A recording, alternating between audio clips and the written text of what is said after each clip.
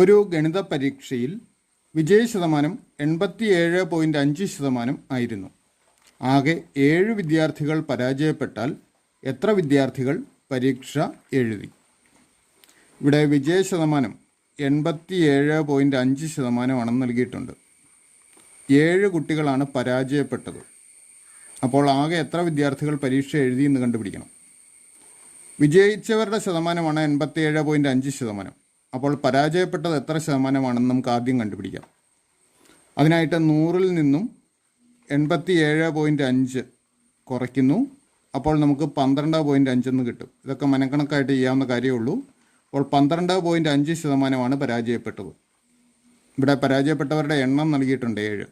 അപ്പോൾ ആകെ കുട്ടികളുടെ 12.5% എന്ന് പറയുന്നത് 7 ആണ്.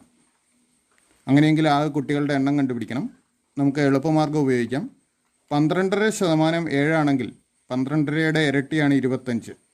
25% എന്ന് പറയുന്നത് 7ൻ്റെ ഇരട്ടി 14 ആയിരിക്കും. ഇനി 25നെ 4 കൊണ്ട് ഗുണിച്ചാൽ 100 കിട്ടും. അപ്പോൾ 100% എന്ന് പറയുന്നത് 14 ഗുണം 4 ആയിരിക്കും. 14 ഗുണം 4 എത്ര വരും?